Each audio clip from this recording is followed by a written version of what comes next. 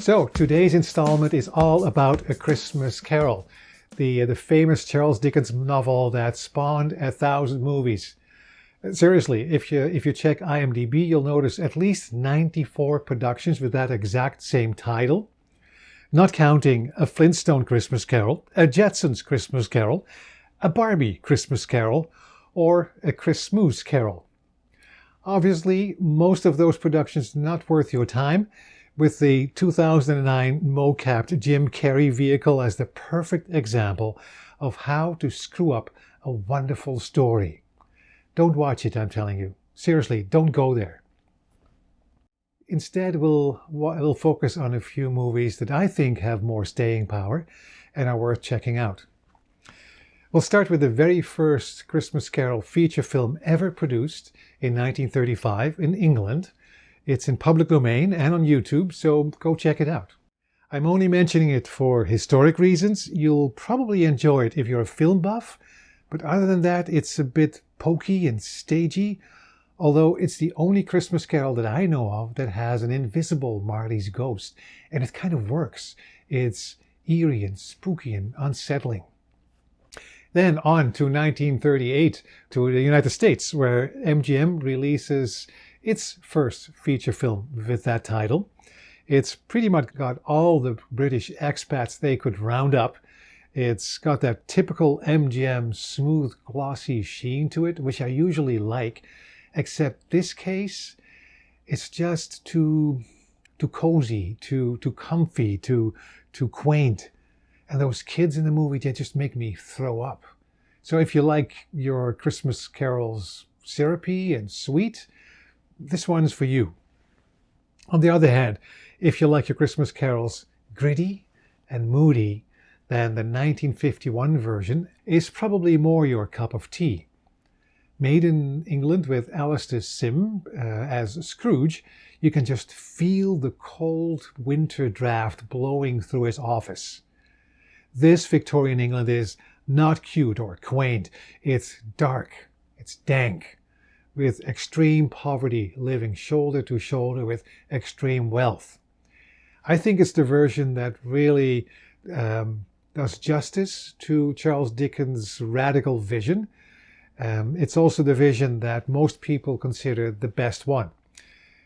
My only beef with it is Alastair Sims, who tries to steal the scene from any actor who has the misfortune to share the screen with him.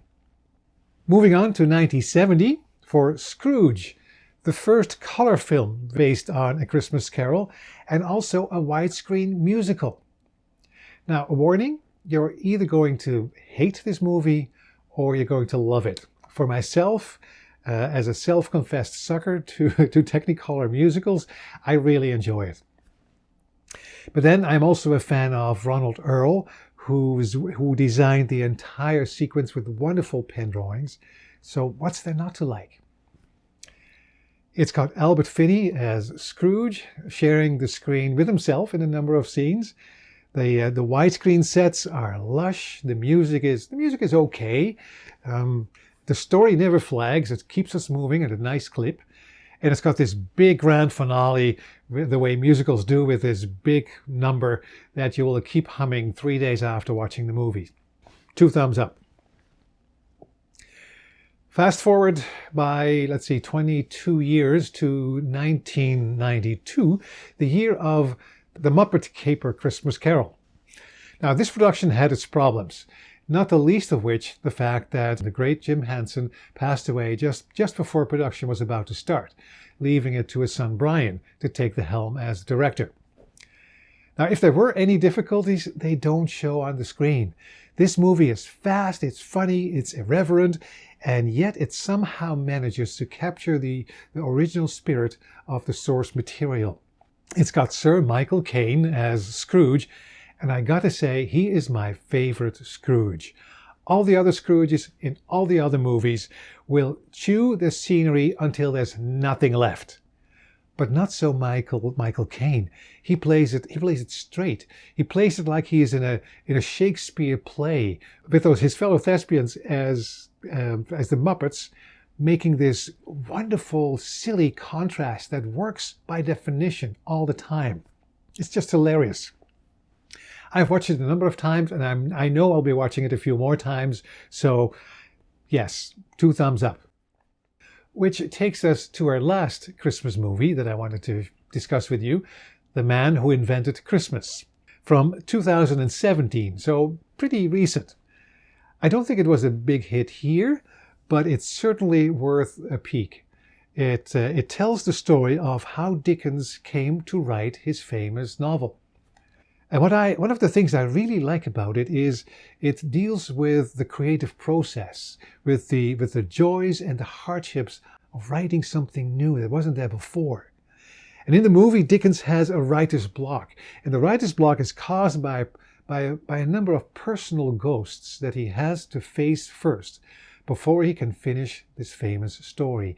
And he does so by interacting with them. He is interacting with some of the now famous characters that we all know from the Christmas Carol. In particular, Scrooge. And Scrooge is played to perfection by a cantankerous Christopher Plummer. Now, he's just a joy to watch, as always, together with Dan Stevens, who plays Dickens almost as his equal.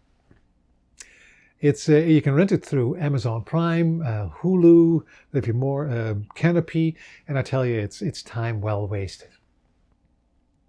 Well, that's it for this week. Hope you'll join me next week. We'll be back with another episode, not of movies, but we'll be with a shorter format, not as long as we're now, and still worth a few minutes of your time. Hope you'll join me then. Bye for now.